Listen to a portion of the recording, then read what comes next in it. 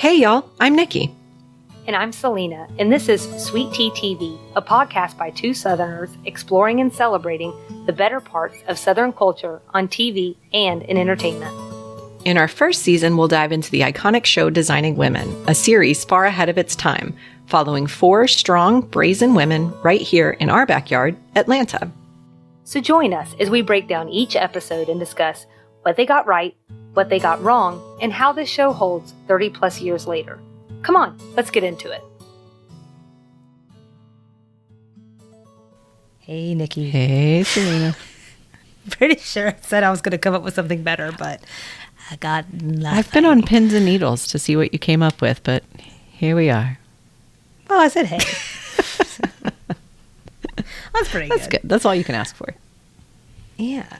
Well, I'm going to go ahead and say that today's episode that we're covering, it's called I Do, I Don't, and we'll get into the description in a second.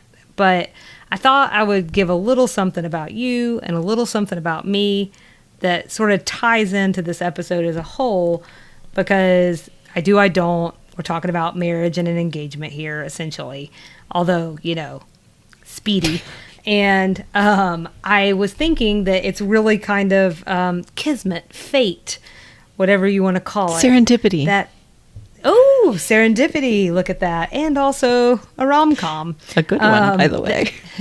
Hey. Hey. I like their desserts in New York City.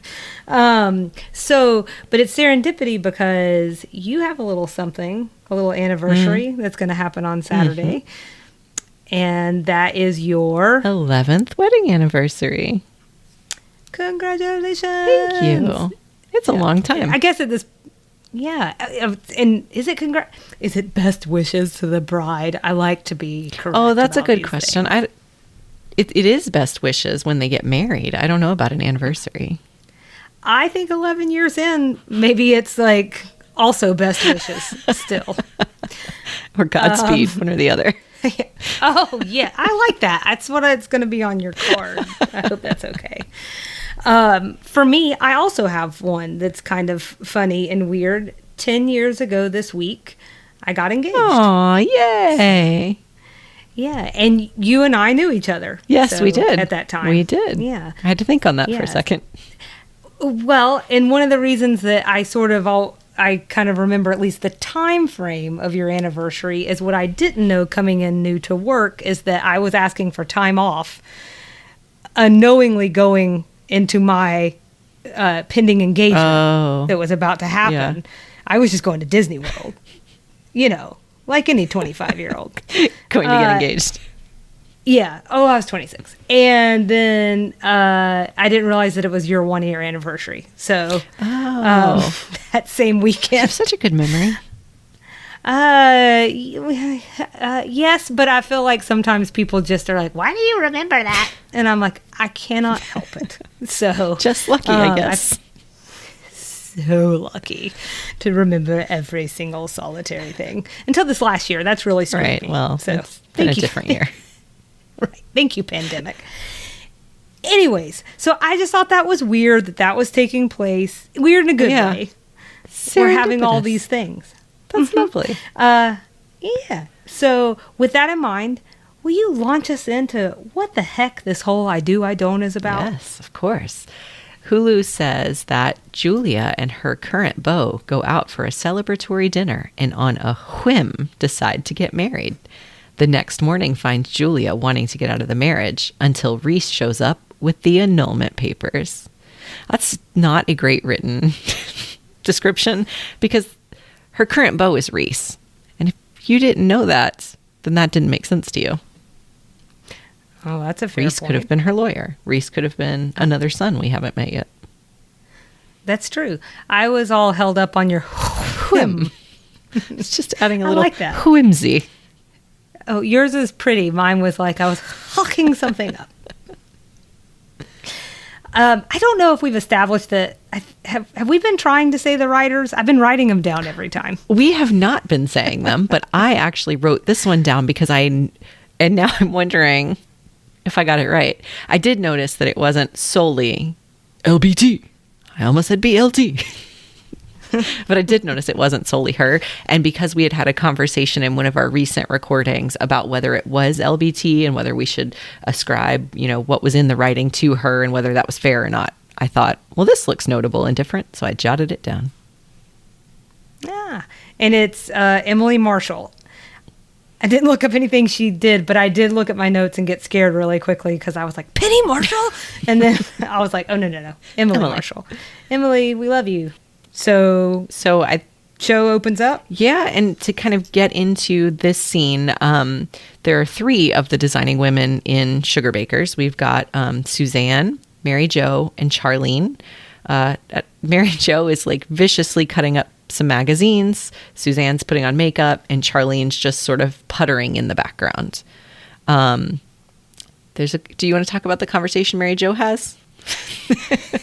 Is it because it's about small breasts? Because I take that offensively. Not. It's because you have self-proclaimed that you and Mary Jo are in the same committee. Yeah, we are in the same committee. So I know she's talking about like the people who do like their upholstery or something, and she's having trouble communicating with them. It's because they, English sounds like it's not their first language. She makes some sort of sign, which is going to be really hard for people to see here, but I'm signing somewhere near where your t-shirt usually has words on the front. And she said, and now they think that I want my breast augmented, maybe, or something she like wants that. Larger breasts. She doesn't. Yeah, that one I didn't write down. Yeah, that's right. She said she doesn't. And I was like, yeah, we don't have to do that if we don't want to. But if you do want to, go for it. Sure, whatever. Yeah. So that kind of interaction happens, and then Julia comes in quite a tizzy. She's got many shopping bags. And like a happy tizzy. Oh, yeah. Yeah. Yeah. That's a good point. She's excited about something. She's buzzy. Buzzy, I like that. Like a bee. She's been shopping for a dress. Because it's her 6-month anniversary with Reese. Not on a whim. Can I ask you a question about this part? It's maybe a stupid question. I tried to go back through the episodes and just kind of like refresh my memory on some of the earlier episodes. We've never heard about Reese before, have we? No. So they just sort of throw him into this episode. I think we do that in this show. Okay. Yeah. Okay. No breadcrumbs on this one. Someone call us out.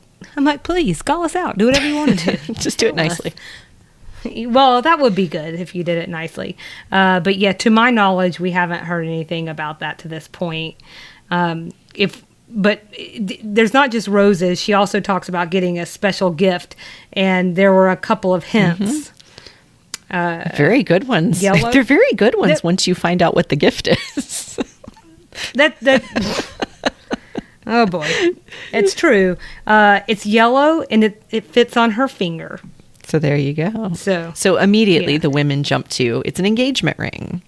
Charlene tells this very charming story about how people are now hiding engagement rings in things, which I think is maybe a thing that doesn't happen as much anymore, but it's definitely a thing that happens to some people. Well, it's also funny because to hear that is like all the rage. Oh, right. I don't know. Right. Because it feels so, I don't know, dated. I'm sure people still hide rings and stuff. But it's not something that everyone does kind of in the way that she was describing it. Right. It's like, I feel like proposals are very theatrical now, but in different ways. So, and they're so like social media driven and all Did that. Casey just get down on one knee? He did. But like we were at the, I'm like, I don't even know if I've shared this story with a lot of people, period. Oh, well, I don't want to put you on the spot. What a place to share it. Oh, it's not weird or anything. It's just, it's funny because he had to put me up on something so I could see the Disney parade at the end of the night. Yeah, you guys, I'm short. So I couldn't see anything. Actually, he may have not had to get down on one knee because I was up on like a wall. Oh, good. You did him a favor. And he had me all, like, I was all distracted with, like, I don't know if you haven't been to Disney World and seen the parade, like, they put up a light show, like, nothing I've ever seen before. So I know some people are not crazy about Disney World or think it's passe or whatever, but it's, to me, it was life watching all of this. And then, and I'm not really even usually impressed by parades and stuff. It's just not really my thing. But it's just an impressive like light show and everything. And then I looked down for a second and he was standing there with the ring. So that's how ours went. But we were very like, I didn't like, it was like a private thing, really. Like I didn't even want anybody to see. We asked somebody walking by to take our picture. And that was about it. Well, yeah, I didn't have mine hidden in spaghetti or anything either. It was just in the box. So nothing special, but it was really cute to hear Charlene talking about how people hide them. And she told this very just funny story. I think it was actually a couple of funny anecdotes, which were really cute. So anyway, they spent some time talking about whether it was engagement rings. Suzanne certainly did not think it was. The other women thought it was. Yeah, she says all the women down at the country club are hot to trot for him. So you don't hear that every day anymore. Sure. But you know, because I think this is another important point, knowing the background that we know about Julia. He's a widower. Yeah, and she's a widow. Good point. So he lost his wife 2 years ago, and I think basically what Julia is getting at is like it's too soon. But still, I think like anybody else, like would be like, you know, there's just that tinge of excitement. Like if it could. That's what I was gonna say. She definitely wouldn't. She wouldn't hate if he at least asked. Is what I got. Is the sense I got from it.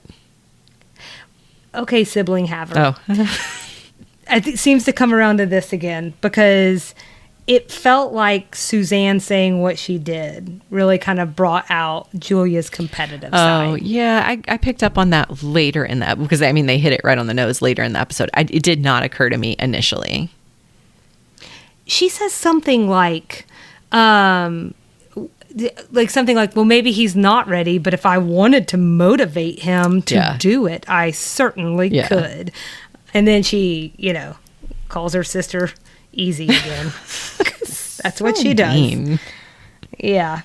But I mean, I think, you know, pretty much we don't know where things are going, but we know that we're headed to dinner, and that pretty much wraps up the scene. So they go to dinner. They're at a fancy restaurant.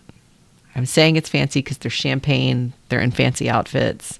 Julia has her hair pulled up. They're table linens. There's a champagne. What do you call those things? The bucket? Yeah. Right. That. And Julia is clearly flustered.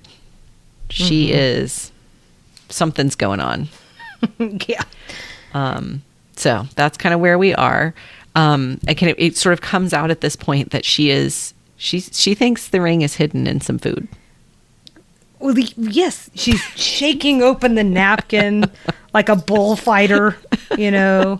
I think that they brought a rose by the table for her, and I might be skipping around there a little bit, but she looked in there. She's dumping it out. Yeah.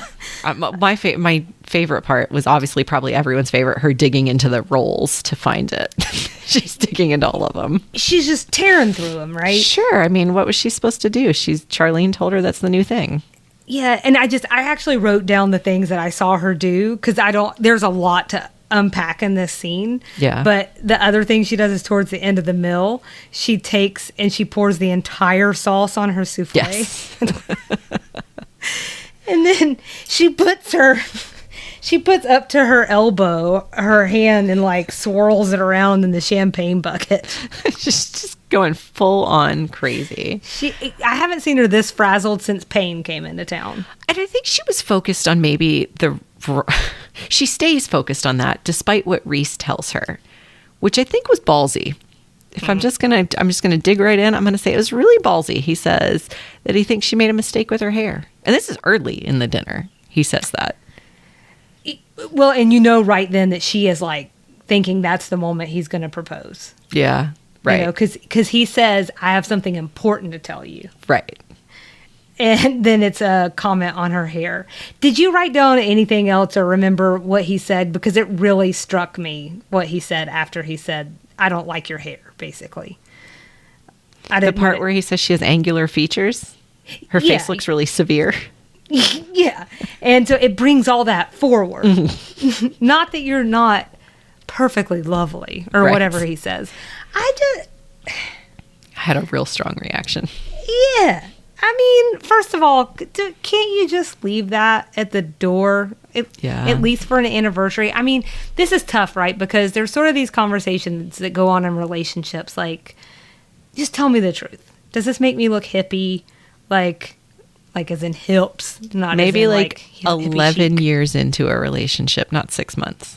6 months. I think that's another really important thing that I was thinking again on rewatch. And I know they're a little older, and I know they've been in another relationship, and maybe that makes you more speedy. Oh, sure.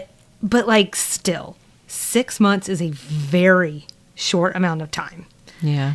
And so I think what it was for me is that, like, that whole thing, it brings it all forward. Doesn't that sound like something that, like, your hairstylist would say? Oh.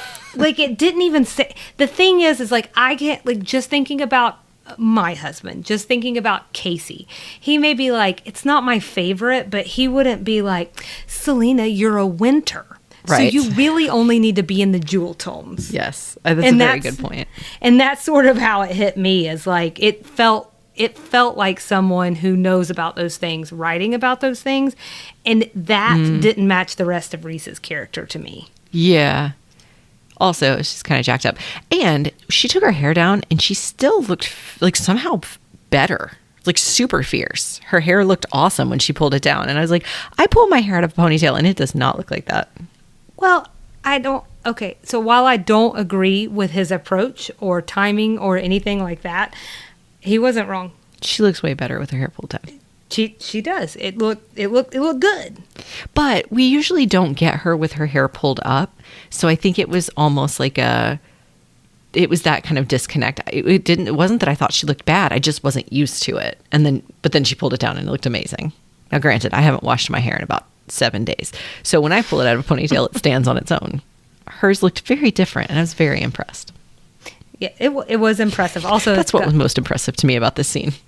This scene was kind of hard, but they do have some sweet moments too. I mean, I think once things get back on track, he does talk a little bit about how much he's enjoyed these last 6 months, and of course, she's still not so subtly looking for the ring. Oh yeah, although she's not fully invested. He hasn't completely figured it out yet. Right? No, it seems like it takes him a while. Which is, and I wanted to say that because that was another thing that struck me along the way, is he's making some pretty pointed comments about how she's eating. Yeah. Yes. I don't have a lot nice to say about Reese. He wasn't even a straight shooter. He was just kind of mean. They have to wheel you out of here on a gurney. We better get that. I actually wrote that down. I guess I better get on with this gift business before they roll you out of here on a gurney. Mm-hmm. Or he's had clients on death row that go after food more calmly. Yes. Something like that. And I mean, just the whole thing is like, it's a little insensitive, I think, especially for that era. The fact that Julia at that point was in her 40s. Right. Like, she was probably raised to like, I don't know if this is foreshadowing, but eat like a bird. And so I think like I think women were taught, like, you need to be demure and you need to do all of this stuff. Also, none of the rolls were going in her mouth. Well, that was the thing that bothered me. She wasn't eating the food. She was just digging through it. Come on. We all do that sometimes. Dig out the bread innards. Except I would be eating it. Exactly. So Reese was a very lucky man. He is a very lucky man. But then we get the actual gift. He has him bring it out. Oh, man. She loses her mind a little bit more. I don't think she had much more to lose. But she's trying to hold it together, I think. Is she? They're also insinuating there's been a lot to drink. Like, so the gift is a yellow canary bird. Yeah, thank you. It's a tweet. It's a tweet. It is in like a clear plastic container. And they just have it sitting on the table. And he tells this really lovely story about how Julia said she used to have one and she loved it. So I guess he thought she wanted another one. Yeah, I guess. I didn't, it wasn't landing. But she was like, the reason when you said, but she tried to hold it together, and I was like, really? Because she was like grasping for straws, like, but you know how dramatic I can be. Maybe I didn't ever really say that. Maybe it was your wife, your deceased wife. Maybe it was this, maybe it was that. She's like throwing out all these reasons that he gave her a crappy gift. So I don't think she was really holding it together all that well. That's fair. I don't know, but okay. Well, then she is crying. So I'm like, she's holding it together, Nikki. What do you want from her? But fine, she's crying. He finally gets it. Like she was expecting a ring, and she feels let down. But then he says that he feels both hornswoggled but also flattered. You know, he can't. You don't hear that term every day. Between that and hot to trot, I just don't know what to do with myself. But he can't believe. I thought this was nice though, not the hornswoggled part, but the flatter part. He couldn't believe a beautiful girl like her would want to be with him. I thought that part was nice. Well, beautiful after she pulled her hair down. That's true. Not with that hair up. Yeah, girl, that's not showing your best features. Brings it all forward, I hear. So, you know, but like then he sort of comes around very quickly to the idea. He's like, yeah, let's do this. Let's raise this bird. Raise this bird together. Yeah, that's true. I thought that part was kind of cute as well. And all I could think was, these two are adults, right? It's not sure anymore. And like fairly adults. And I think that's why I brought up the, you know, because it just seemed like maybe like with as fast as they were turning and saying things and changing their mind. And again, I used this word in the last episode, but again, frenetic, right. You know, it just felt like maybe, you know, their champagne bill or drink bar bill that was longer than her face. Champagne Billy Bobby Brown. I don't know. But I mean, so it just felt like we were laying the groundwork there. Yeah, they were getting caught up in the moment for sure. I think feeding off one another. Right. Sorry. You guys, we are looking at each other, but still it's sometimes hard. We have so much to say about this scene. I thought that the way that they talked about their spouses was sweet. That was really sweet. They get this death thing, man. They keep going back to I hope they're having dinner in heaven together. And in the last episode, how everybody wants to reunite in heaven together. I don't know. It's just very deathy. Yeah. There's a theme. But that was nice. Yeah, so I like that, and you know and I think this is probably a hang up on both of their parts. You know, they'd want them to be happy, sure. Right? They love them, but I think even though like they probably know that deep down, it's still just putting my imagination whatever on. You know, I think that would probably be a really hard thing to wrap your head around. But you know, everybody needs to be loved, Nikki. Is there anything else that struck you about this scene? Not that I can. I mean, there were a couple of references in there that were things I had to look up, but I think we'll get to that later. So, leave a breadcrumb. No, I think a roll crumb. I think that's it, and I'm really going to say that's it. I'm not going to say that's it, and then launch into a 10-minute comment about it. That's it. Let's do that later. Right. Okay, I just have to ask. What do you think about Reese? What don't I think about Reese? I'm not enjoying this character. I am not appreciating his lack of appreciation for Julia. That's it. I don't like it. The first thing, on your 6-month anniversary dinner, to tell someone their hair does not look good. It's not a good look. It's not. Do you love him? No, I'm having a difficult time liking him, honestly. I mean, I do think he's there's something that is charming about him. Now, I think I'm confusing the actor with the character. Okay. You know, honestly, he feels a little bit, I'm trying to figure out a nice way to say this, a little bit like a generation before. Like, this is coming out great already. But basically, like, just, I think our generations are different. Let me put it that way. Where I feel like this cockiness was something that was, like, thought of to be, like, sexy and attractive to a woman. And, you know, he seemed, like, where it's, like, wonderful. Everything he says is somehow a gem. Everything he says must be heard. But I kind of felt like he was 2 steps away from calling her toots and smacking her on the butt. And as you're talking, though, I'm thinking about Julia's reaction, because ultimately, isn't that what matters? Like the character or the person on the receiving end, how they receive it. And she was mad when he made the comment about her hair. She was mad, but she didn't have her feelings hurt. Like, it clearly did not faze her. It didn't occur to her that he was saying like she was ugly. It was just like, he was being offensive and she called him out on it. But she wasn't like, oh, I'm so ugly. And like, it didn't ruin her self-worth or anything. So I think you're kind of going to the next point of where my head was, is like, well, what do you think about their relationship? Not just Reese, but them together. It did not seem, that's so hard to say, right? I don't love it. And we're just getting a small snippet, right? Right. And we also recognize, people, this is a television show, But this is our job. We're here to do this. We're going to break it all down. We're taking this very seriously.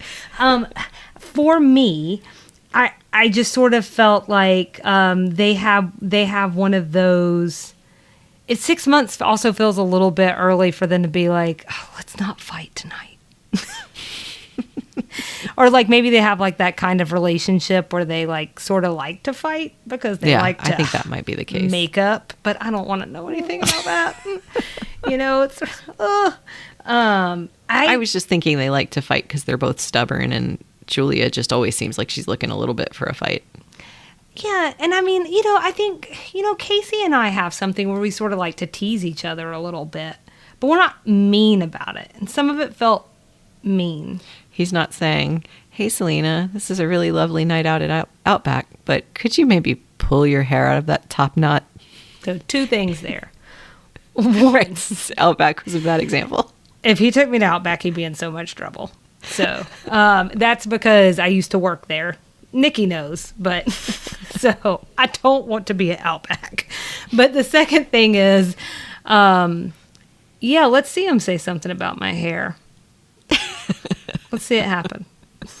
Let's see how that night goes.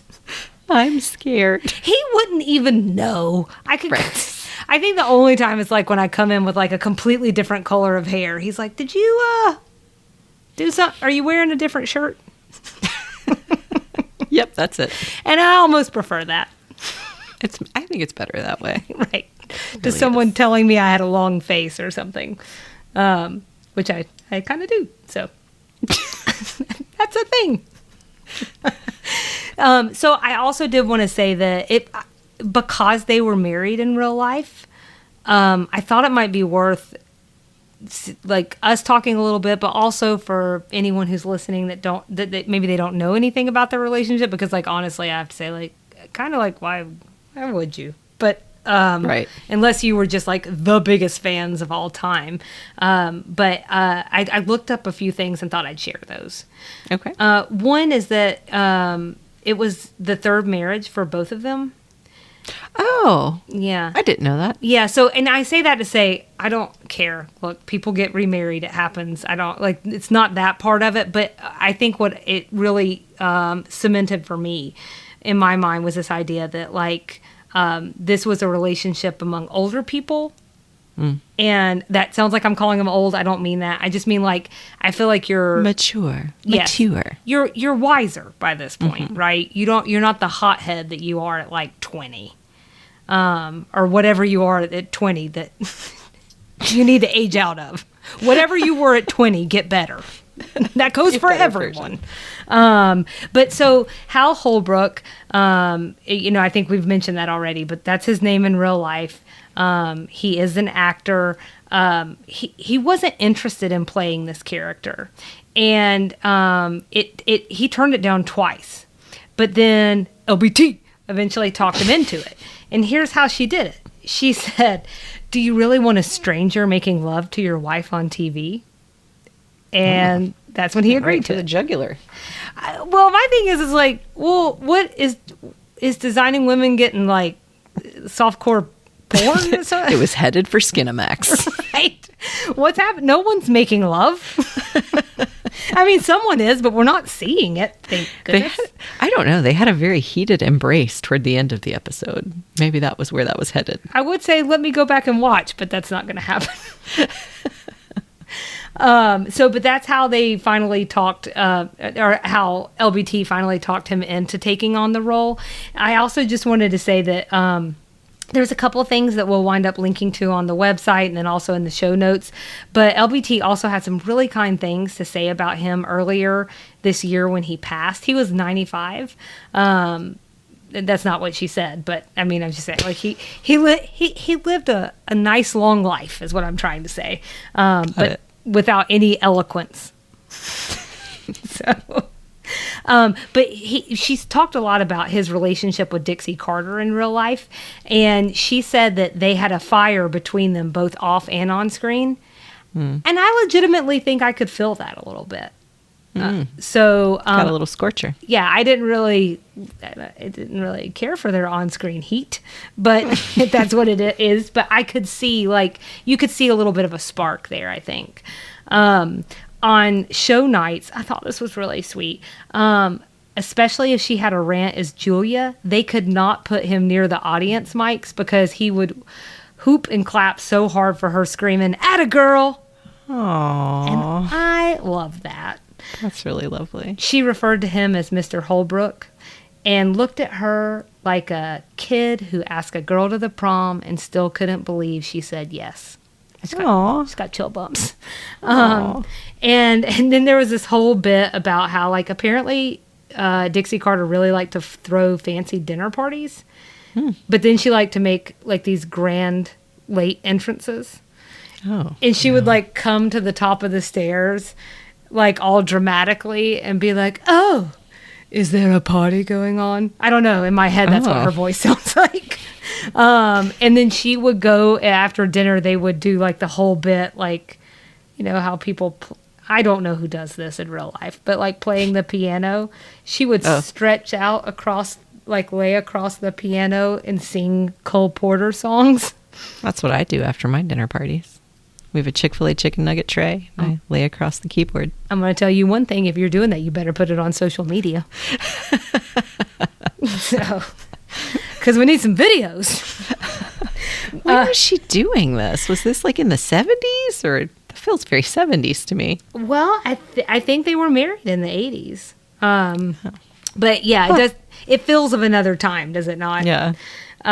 And then the only other thing I wanted to say is to talk just a little bit about Hal Holbrook. He's most well known for playing Mark Twain on stage, but he did appear in classics like All the President's Men that starred Robert Redford and Dustin Hoffman. He was also in the main cast of Evening Shade, which was a show in the 90s with Burt Reynolds. And just in general, he's one of those character actors, if anybody cares to do so, if you, and I think we'll link to this as well, if you look at his filmography, you go, oh, about 12 times, or at least I did. Mm-hmm. So I just wanted to share those things and talk a little bit about that. Before we talk about what happens with Julia, is there anything else that you wanted to talk about the two of them, or? Nope, I think you covered it. I was expecting that to go a slightly different way when you said you were going to share some information about them as a couple. I was sort of wondering if they did not fit well together in real life, and which would have run counter to what I expected, because I think I know they were married until she passed. And I think at some, like when we talked about that at some point, I had looked into it, and he had said some really lovely things about her. So I think I had assumed they had this like wonderful, strong marriage. But then when you said you wanted to share a little bit more about them, I was like, oh no, where is this going to go? Yeah, no, I think they had a really lovely relationship. Well, that's nice. Yeah. Maybe I'll warm up to Reese. And I think that's what makes it difficult, because I'm not enjoying his character, but I'm enjoying everything I've read. Yeah, so, I get that. What are you going to do? What are you going to do? What are you going to do? We'll see. Maybe we'll see if they end up together in this episode or not, and then see if he'll stick around longer. We'll see. So take it away, Nikki. What is the next day like? The next day seems rough. The next day seems like a day that I think many people can relate to. So Charlene, Suzanne, and Mary Jo show up for work, and Julia is stumbling down the stairs in a delightful white nightgown robe situation, with the big news that she and Reese drank all the champagne in Georgia and got married the night before. Yeah. And they told us that was going to happen, but I guess, like, you know, we didn't, except for the Hulu description, anything could have happened. So, yeah, they got married, and she's very hungover, and not feeling anything really. She just doesn't want to talk about it. She launches into with the women basically how this was a terrible idea. She's a widow, he's a widower, they're still grieving, they shouldn't have gotten married. Yeah. And all the things. Yeah, but and Suzanne wants to throw her a reception. Well, sure. They wish they'd thrown her a shower, but she had already had one, so she's good. I think this is where the sibling rivalry, they pointed it like on the nose, which is sometimes that's how I pick up on things, is you just throw it in my face and I'm like, oh right, I get it now. So I didn't catch it early in the episode, but definitely here there's a tinge of sibling rivalry. Yeah and I think what we also get here, because they're like, well, how will Reese react? And basically Julia says, like, you know, he'll be devastated, but it's gonna be awful. His whole life is gonna fall apart. Right. And then he shows up. And he's fine. He's totally cool. He's like chipper even. Not even a tad disheveled. Not at all. Which isn't that how that works? Men can just pull it all together in 12 seconds. There's part of that, but I think my first thing was that he might be a little bit more of a professional drinker than she is. Oh, right. That may be true. But we get to this crux. He does the wrong thing here. And he just whips out the annulment papers. Well, see, he thought he was there to do some business. Like, you and I both agree, we were drunk last night. Let's sort this out. Let's fix it. But it's not, I mean, but now he's done it in front of 3 other people, including her sister. Right. And that is, I mean, I would not be happy with that. Like, yeah, that's a good point. You know, I mean, it was like too nonchalant, and I think that's true. And it underscores everything that Suzanne had kind of said from the jump. Like, right. He doesn't want this. Right. You don't have to worry about anything. You're not good enough. I mean, I just feel that kind of reverberating through her hungover skull. Right. And I imagine that doesn't feel very good. Yeah, that's a good point. But I think that's really the big parts of the scene. Julia's immediately, she's pissed. Oh yeah, she's mad. She's clearly embarrassed. And I think we could count this as a mini takedown. Yeah, definitely. She tells him that he can fold the annulment in 5 corners and stick it where the sun don't shine. So that'll do it. So the next thing we know, we're in Julia's bedroom, and she's in bed very dramatically. The other women are trying to feed her. They've come into the room trying to feed her, and Julia just is refusing to get out of bed. She's, I think, embarrassed and maybe a little heartbroken, but probably more embarrassed, would you say? I think that comes out as the scene goes on. Yeah. It's hard to tell at first, although there is one more person in the room. Oh, yeah, there is. Tweet. Tweety. Doesn't she call him Tweety? She will in this scene. Mm-hmm. Okay. Yeah. The little bird. Yeah. Yeah. I mean, I think, and she's just like, and I think you're right though. It is all very dramatic. She doesn't want magazines. She doesn't want. She makes a comment about Cosmopolitan magazine, which makes it sound like Playboy. Women wearing nothing but suspenders above the waist. I wonder if there was a cover at that time that was like controversial. Oh, that's a or good something. point. That I didn't look that up, but I had that passing thought because I wasn't. I was like, that sounds like the Google rabbit hole I don't want to go down. Yeah, good point. I think I didn't really have much in the scene because there's not that much to say. Julia's like, she's upset, but like we said, I think it's a little more embarrassment than anything. There's some funny back and forths between her and Charlene. Like Charlene is just like this bright spot in every scene she's in. She is. She kind of takes Julia to task because she hasn't named the bird. And Julia's not in the mood and says as much and is like, if he applies for a passport or driver's license, we'll fix it. But for now, I don't care what the thing's name is. And that's when she ends up calling him Tweety. I thought that was really funny. I also just wanted to mention, just as an aside, I showed this to my husband. He was not as impressed. Jean Smart is wearing a pin in this scene that I swear to you is the pin from the Hunger Games. It's so in my notes. Is it really? Yes. I took a screenshot and took a picture of the Hunger Games pin. I didn't notice it until downstairs. Not like, I mean, when they go downstairs. Right. Not to ruin anything for anyone. But they do return downstairs. But anyways, it says, is Charlene wearing Katniss's Mockingjay pin from Hunger Games? Oh my gosh. See, we're right there together. Kyle was like, I mean, I guess they're kind of similar. I was like, they are not kind of similar. I'm like, well, zoom in on that sucker because it's going on social. I've got the pictures to support it. I'm glad you saw that too. Great. I definitely did. That's so funny that you thought that too. And for anyone who's never heard of Designing Women and don't know what the heck we're talking about, I'm guessing you know who Katniss Everdeen is. Everdeen. So, maybe. I don't know. Sometimes it's good to be well-rounded and know who they both are. So I'm so glad you found that. That is the extent of my very detailed notes on this scene, because the rest of it was sort of like I was watching Charlene eat toast and thinking, toast would be good. And that's when I realized I had kind of reached the end of my... I would eat these toasts if someone gave them to me.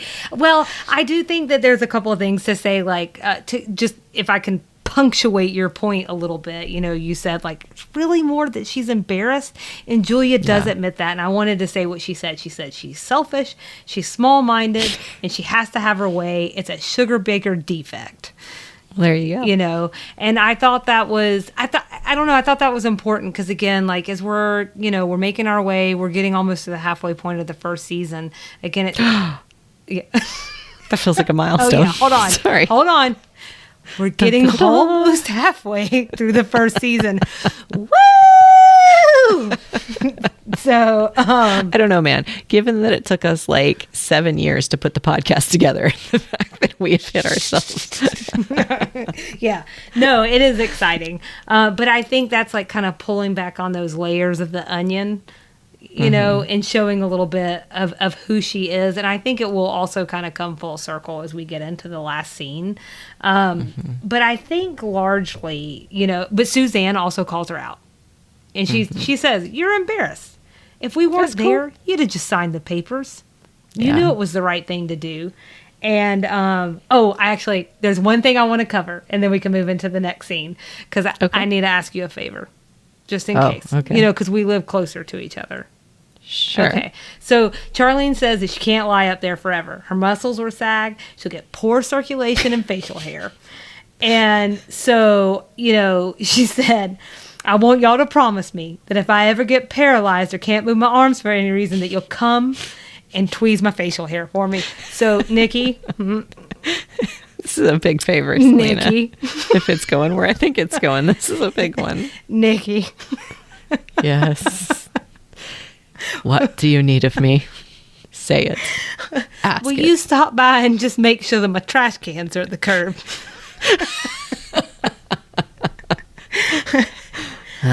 Bummer. No, I'm just kidding. I'm hoping they'll just pull the plug if that's the case. Just so we don't have to get to the face. Well, there's the soft touches now, so you don't have to plug. You don't have to plug Nikki. I've got a machine. Perfect. So it won't be quite as invasive. Perfect. But just so you know, I'll do it for you. Okay. Okay. As long as we're trading. I can't babysit your kids. But I can pluck your facial hair. But I will pluck your facial hair. Perfect. It's all about knowing our strengths, isn't it? That's right. And that's where my strengths are. But so that was my only other thing. Other than that, she wants to be left alone. And so the girls leave and we kind of travel into the next scene. Yep. So they get back downstairs. The girls are all downstairs and Reese has arrived. And he has arrived with a reverend and a violinist. Yeah. Like maybe that's a lawyer entourage. I don't know. Right. A lawntourage. Come on. You can't move right past that. A lawntourage. Okay.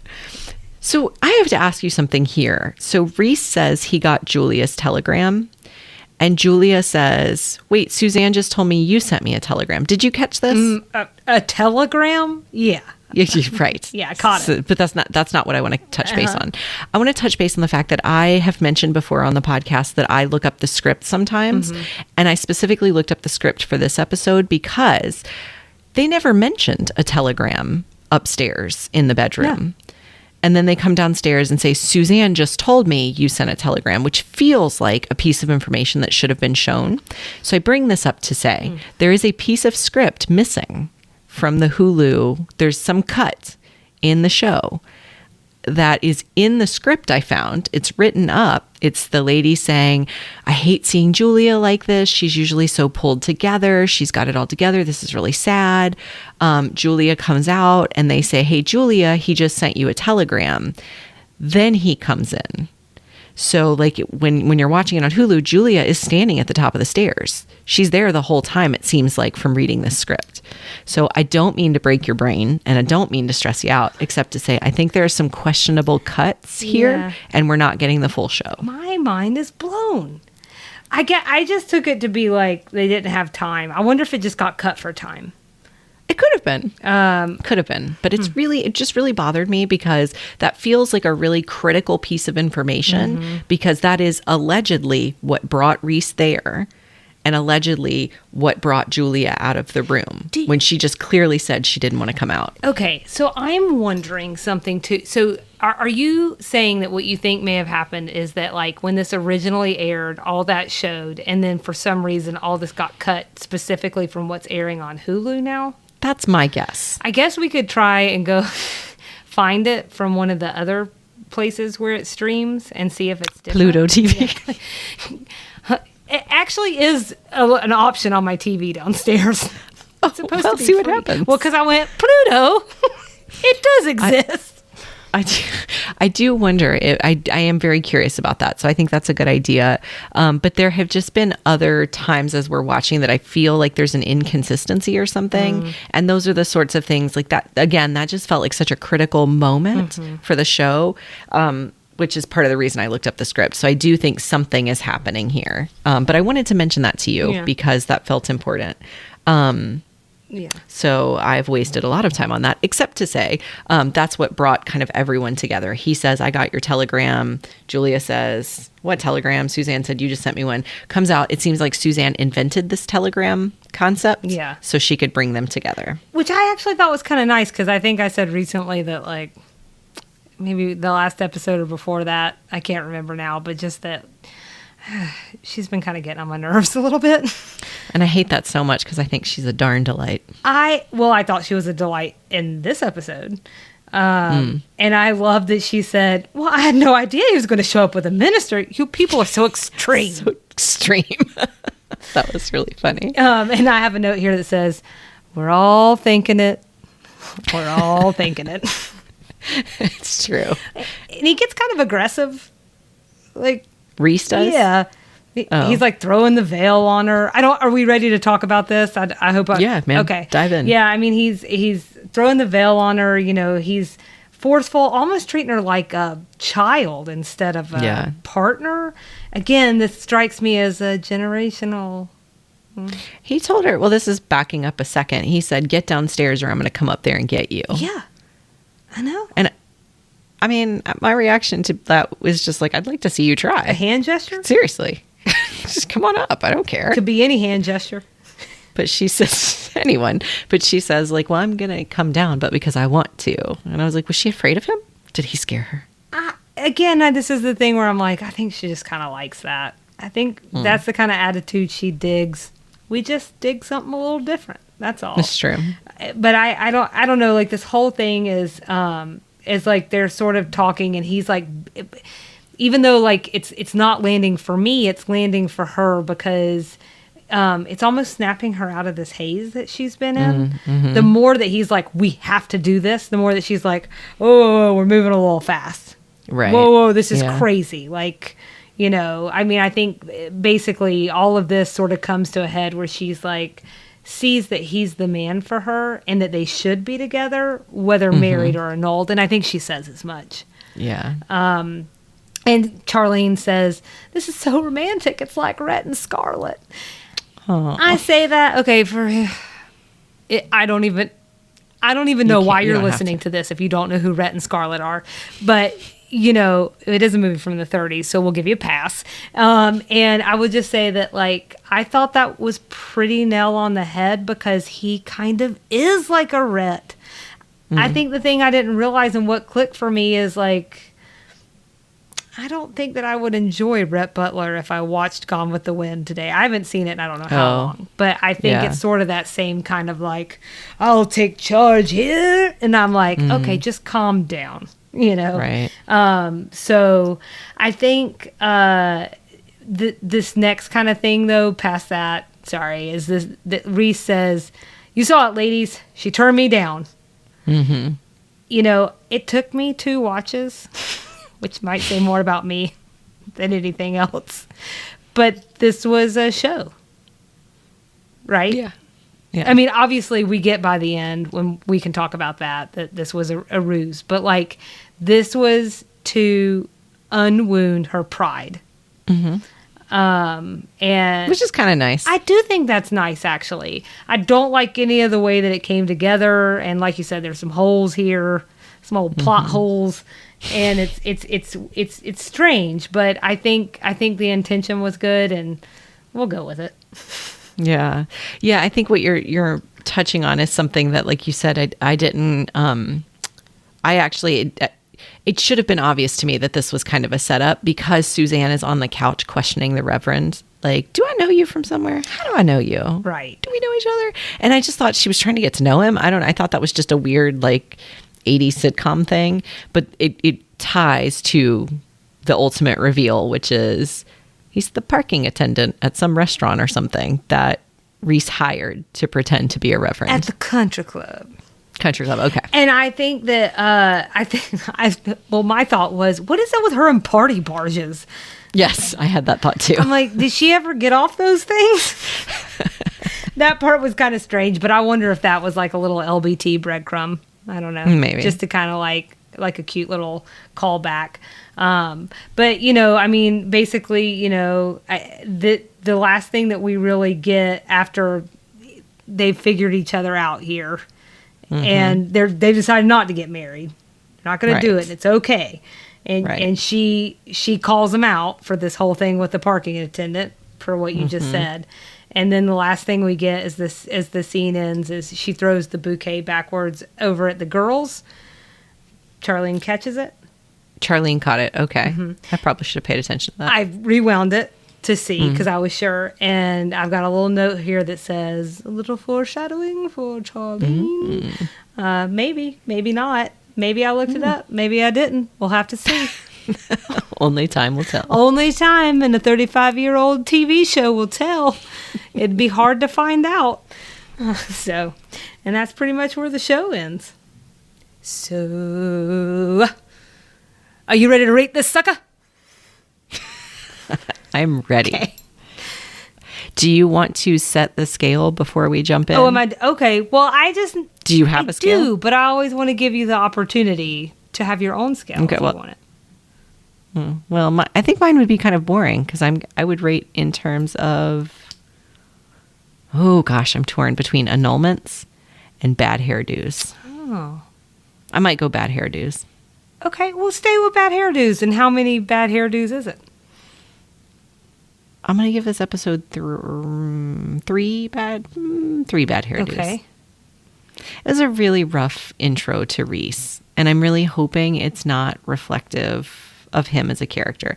I think we've talked a lot about maybe it's generational, maybe it's just not my bag, maybe he's just not for me. So that's all fine. I just hope I find a way to enjoy him. I find that Julia could be, if I knew her in real life, she would be really abrasive for me and I wouldn't enjoy her, but I enjoy her character. So I'm hoping that this will kind of come around with Reese. I appreciated that this episode pulled out some of those more abrasive parts of Julia's personality, some of those parts that some people might see as shortcomings, and had her kind of coming to terms with them or just admitting them outright, which I thought was humbling, and I appreciated that. There were some really funny lines. There were some cute things. I think Charlene just continues to shine as, kind of a comedic part of the show. So I appreciated that. So I didn't hate it. I didn't love it. I'm going to put it right there at the 3. Okay. Well, we're both 3. My scale was a little different. It was 3 out of 5 hot to trot women from the country club. So, I just got to say hot to trot as many times as possible. The downsides for me was there wasn't any Anthony. I can't profess my love anymore. I think I'm putting it a little bit more gently in my notes. I have feeling on the fence about Reese. But I didn't care for him at all. So in this episode, except for the fact that, again, I think Hal Holbrook is coming through, and I think he's charming. And I I think in doing some of that research on their relationship in real life, it's got me feeling kind of like, It kind of also reminded me of Design House, which was episode 6, with these circular plots where we basically spend 30 minutes watching one of our main characters discovering something about themselves that we already knew. Or we start off with this whole thing, I don't know, just the whole will they, won't they? And we're trying to encapsulate that in 22 minutes is rough. I just think it felt like not knee jerky, but again, I felt a little bit like a ping pong ball, just a ding dong dong dong dong. So I don't know, but I already mentioned this. But the other thing that I had on my list, and it feels worth repeating, especially since she's becoming one of your favorites. I really like Suzanne in this episode. I hope we get to see more of this Suzanne. She's well-meaning. She's trying to do some things. So that was mine. Want to talk 80s? Yeah. What you got? I think, unfortunately, some of my 80s references I actually didn't know, so I had to look them up. So maybe I'll let you go first and see what you got. Okay, so I have Imelda Marcos here. And I also had to look Imelda Marcos up but she was definitely in the news. I think some things were happening for her in 1986. I think we're going to have a little, that was my only reference I had to look up. So why don't we can save it. We can talk about it now. You knew Jean Dixon and the Amazing Kreskin? I missed that reference altogether. In the restaurant scene, he says, basically, I think he says something like, did you know that's what I was going to get you, or did you have any idea? And she was like, I would have had to have been Jean Dixon and the Amazing Kreskin, or not even if I had worked with Jean Dixon and the Amazing Kreskin could have ever guessed that. Okay, I missed that. Yeah, right. So I was like, what did she just say? They were, or are, I think he's still alive. I don't think she is. She was a psychic and he is a mentalist. He says he's not a psychic, but he does make predictions. Like the mentalist. So sure. So the idea was if she had worked with them, she never could have guessed anyway. And they also mentioned Senka. Mm-hmm. Was this a person or a drink? Senka is a drink. I think it's an instant coffee. Yeah. Okay. That's what she offered them when they came down, when Julia came downstairs. Right. I will say though that when she said that, I was a little confused because for some reason I thought it was like a liqueur. So in an earlier episode, Charlene had offered a drink that I had to look up that was a liqueur. So I also looked up Sanka for that reason, because I was like, is this the same thing? Have I already been here and forgotten? I mean, but it makes sense, though, in terms of a joke, I guess, since they're both supposedly... I mean, Reese doesn't seem it, but Julia's hungover. It's morning time. But why not Folgers? But why not? For, like, recognition? Oh, Yeah. okay. I thought you meant for Or deliciousness. just, coffee. Yeah, I don't know. That's a good question. I'm not sure. So I looked it up. I didn't make it, admittedly, very far in my search. I saw it was instant coffee and figured that's the joke they were making. But that was my amalgamation. That was my amalgamation of like 80s things, but also things I didn't know. Oh, okay. Well, so I had also hiding rings and things. Not that doesn't continue, but apparently it started in the 80s. And then soaps get mentioned while she's upstairs. Frank and Kim and Alone on their discotheque. I'm just saying all of that felt very 80s to me. I forgot about the Early discotheque. 80s, but okay. And then this whole telegram thing, that really threw me for a loop, because I was like, well, that even sounds old for the 80s. Like, I didn't know that was a thing. So look, I'm going to just cut to the chase here, Nikki, and say that I think we should link to this article I found, because it's actually really quite fascinating. But I also know that, like, time. But can I share 2 really quick facts about telegrams? Sure. This blew my mind. So you can still send them today. Did you know that? Mm-hmm. Okay. I'm so smart. Yeah. You can still send faxes. All these things still exist. Well, did you know that there are about 20 million sent every year? Oh, that seems high. Right. So at least as of 2015, that was the newest article I could find. So I have knocked me over with a feather when I heard that, or read that. And so this is to let you know when I was like, I got to walk away. I was starting to read about the Pony Express. Oh, good Lord. And I was like, okay, I got to stop. I can just feel Nikki just like giving me the eyes. So we'll link to it. Everybody can see that. Yeah, face. we'll link to it so you can see why the telegram was invented. So and I have here, I said, it's interesting. It's interesting in parentheses, I swear. But this way you can decide. You can do your own deep dive, people. You don't need us to do your deep dive for you every time. So, and I will say that I did have to look up Imelda Marcos. So just real quickly, she's a Filipino politician, and she was convicted when she was the first lady of the Philippines for after being the first lady for 21 years. I guess her and her husband stole billions from their country and the people of their country, and they were both deposed in 1986, or at least she was. So she must have just been top of mind for old LBT. Not old LBT. Yeah. Just it sounded like LBT. that had been in the news. Yeah. That sounded like... Did you get to the part where Imelda was... what's the word when you're kicked out of your country? I want to say evicted, but that's not the right word. Sent into exile. She's like exiled from her country.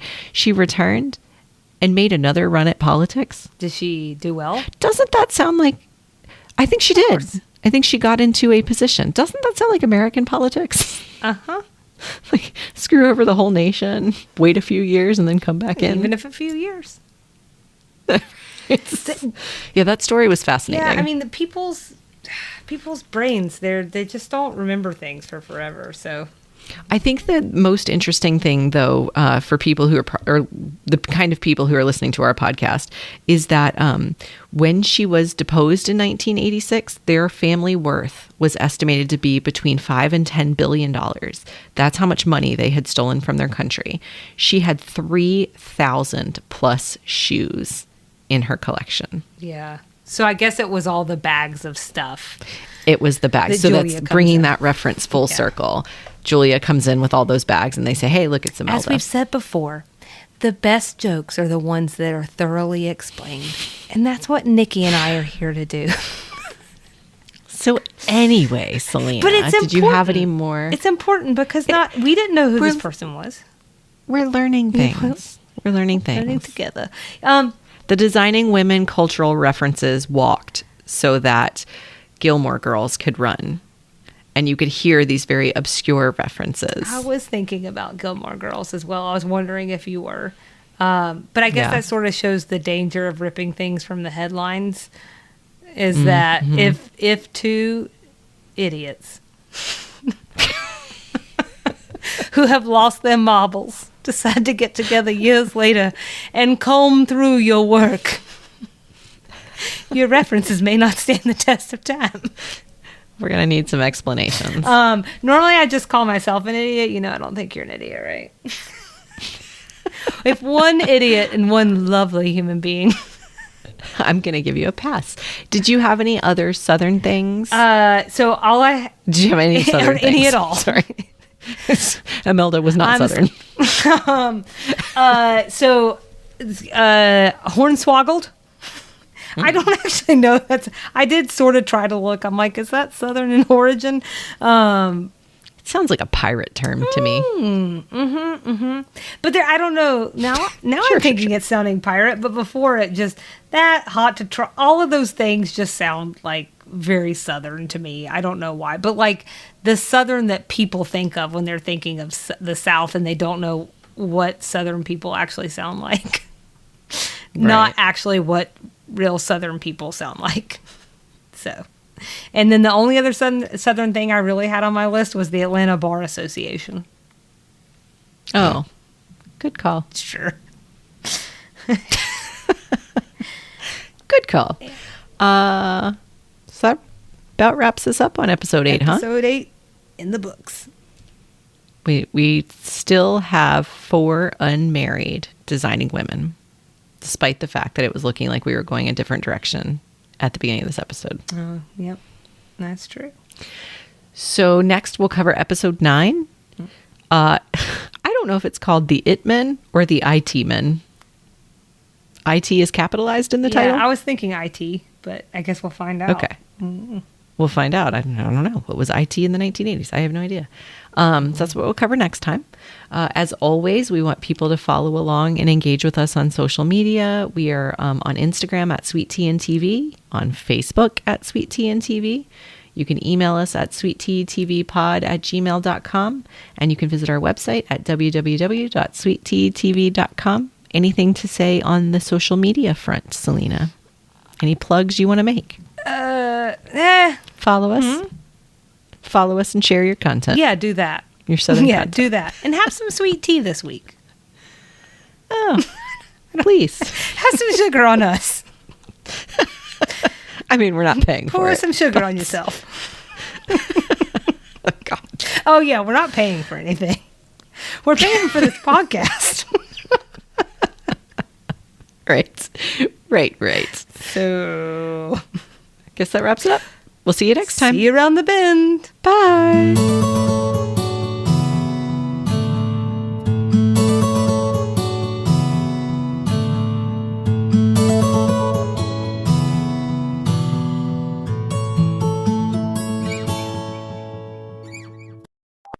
All right, always just a little bit sweaty. I was thinking again about Nikki, always a little bit sweaty Mace. Just go ahead and throw it out there. It could stick with me for life. That could be on my tombstone one day. Oh, that's Here lies a little sweaty woman. She was kind, but sweaty. Just always a little bit. Even when it was very cold, somehow there was still a little sweat. But she wasn't a little bit sweaty. On those days, she was a lot bit sweaty. In the dead heat of summer. Don't worry about it. You live in Georgia. It's never warm. It's just humid, that's all.